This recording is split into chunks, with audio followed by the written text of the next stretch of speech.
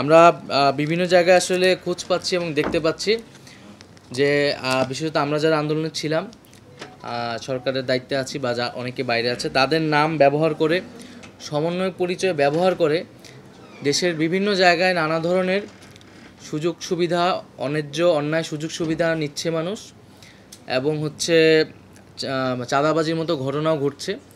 আমরা কিন্তু এর আগেও বিভিন্নবার যারা ছিলেন সমন্বয়ক তারা কিন্তু এটার প্রতিবাদ জানিয়েছেন, নিন্দা জানিয়েছেন। আমি আমার ব্যক্তিগত জায়গা থেকেও এই ধরনের ঘটনার নিন্দা জানাই এবং সবার কাছে সুস্পষ্ট বার্তা দিতে চাচ্ছি যে আমার নাম ব্যবহার করে কোথাও কোনো ধরনের অন্যায় সুযোগ সুবিধা নেওয়ার চেষ্টা করলে সেটা যাতে তার বিরুদ্ধে যাতে ব্যবস্থা গ্রহণ করা হয়।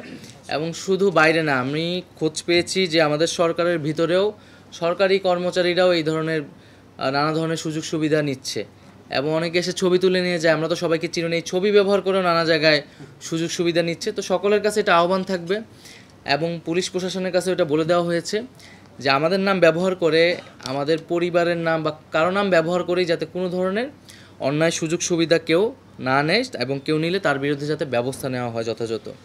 আরেকটি বিষয় হচ্ছে যে আইন শৃঙ্খলার পরিবেশটি নিয়ে আমরা এখনও সন্তুষ্ট নই এবং আমরা সরকারের জায়গা থেকে যথাযথ চেষ্টা করছি পুলিশকে আরও বেশি কর্মতৎপর করতে, এবং সকলের কাছে আহ্বান থাকবে, অনুরোধ থাকবে যাতে আমরা নিজেরা আইন হাতে তুলে না নেই, আমরা যাতে পুলিশ এবং প্রশাসনকে সহায়তা করি। কারণ দিন শেষে আমাদেরকে কিন্তু রাষ্ট্রীয় প্রতিষ্ঠানগুলোকেই শক্তিশালী করা লাগবে।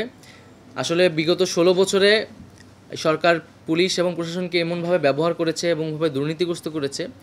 এখন কিন্তু পুলিশ এই আন্দোলনে তার ভূমিকার যেই সমালোচনা, এটার কারণে কিন্তু পুলিশ এখনও আত্মবিশ্বাসের সাথে দাঁড়াতে পারছে না। ফলে আমাদের আইন শৃঙ্খলার যে কার্যক্রমটা সেটি ব্যাহত হচ্ছে। তবে আমরা বলতে চাই যে পুলিশকে কিন্তু এটা প্রমাণ করতে হবে যে এই নতুন অভ্যুত্থানের যে সরকার এবং জনগণের যে প্রত্যাশা তার সাথে তারা রয়েছে, এবং পুলিশও যথেষ্ট কিন্তু অদলবদল হয়েছে এবং পুলিশের রিফরমেশনের কথাও বলা হচ্ছে, পুলিশের জায়গা থেকেও প্রস্তাব এসেছে। তো আমরা কিন্তু সেটি করব।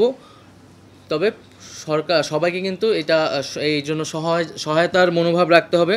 আমরা যাতে পুলিশকে সহায়তা করি, পুলিশ যাতে তার দায়িত্বটি পালন করতে পারে ঠিকমতো, এবং পুলিশের প্রতি আমাদের সরকারিভাবে নির্দেশনা দেওয়া রয়েছে, আপনাদের মাধ্যমেও বলছি, যাতে আইন অনুযায়ী তারা কার্যক্রম করে, তাদের ব্যবস্থা নেয়, এবং এই যে আত্মবিশ্বাসটি তারা হারিয়েছে সেটিকে তাদেরকে ফিরিয়ে আনতে হবে।